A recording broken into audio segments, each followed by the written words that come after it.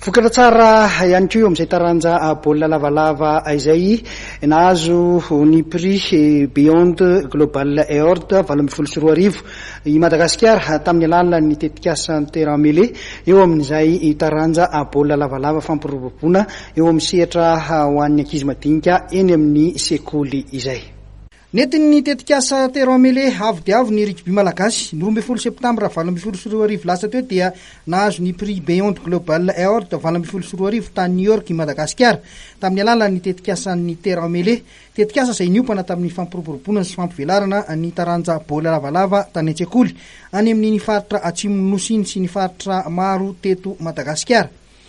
Isabotsy maraina teo no natolotry Pierre Goni, tompona andraikitra voalohany tetikasa terrain mêlé eto Madagasikara, ny ministeran'ny tanora sy ny fanatanjahantena ity amboara goavana azo ny Madagasikara ity. Terrain mêlé est très fier et en qualité de fondateur de l'association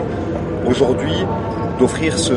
prix Beyond Sports Award 2018 à l'État malgache en reconnaissance du travail effectué, des efforts que nous avons consentis depuis 4 ans. Terrain mêlé est une association d'éducation et de développement par le rugby à Madagascar, mais qui est implantée aussi dans d'autres pays africains, au Togo, au Maroc, au Burkina Faso et bien sûr en France. Mais c'est le projet Madagascar qui a été primé à Beyond Sports à New York le 12 septembre dernier,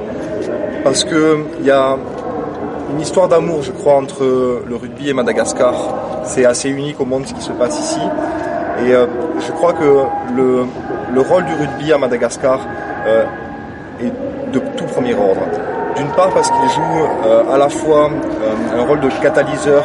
il permet de canaliser à la fois les enfants, mais aussi de fédérer à la fois les institutions nationales, internationales, la société civile autour des valeurs que véhicule ce sport. Et je suis très content à titre personnel parce que souvent on dit à Madagascar le rugby c'est un sport de voyous,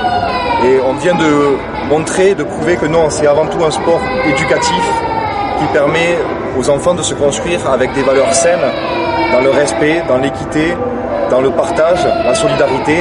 Et c'est extrêmement important aujourd'hui de changer cette image du rugby pour qu'il puisse bénéficier au plus grand nombre et se disséminer dans toutes les régions de Madagascar. Tsy ho an'ny rugby samirery fa i Madagasikara iray manontolo nahazo tombony amin'izao amboara izao hoy Andriamatoa Marcel Rakotomalala, filohan'ny malagasy rugby. Voalohany aloha zany ngamba tsy ho an'ny rugby malagasy izy fa ho an'ny Madagasikara mihitsy zany dia misy akony lehibe io zany eo amin'ny resaka fanatanjahantena ary eo amin'ny resaka fahalalan'ny olona ny Madagasikara mihitsy zany, ary ity moa resaka rugby ny resaka dia mazava ho azy zany fa zavatra irina sy tiana hoe anda zany dia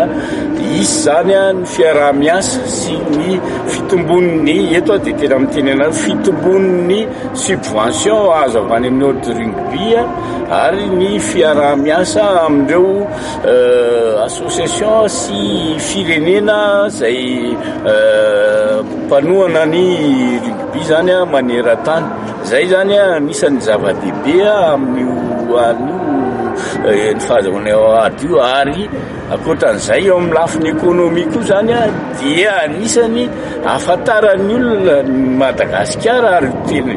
betsaka mihitsy ny mpizahatany zany no tonga hoe sahala amin'ny ahoana zany Madagasikara zany, sahala amin'ny ahoana ny rugby a Madagasikara na ny mpilalao ary zany dia eto dia miteny anareo sady fa nisy ny contacté sady amin'ilay resaka touristique zany hoe ataonay any Madagasikara ny programme anay amin'ny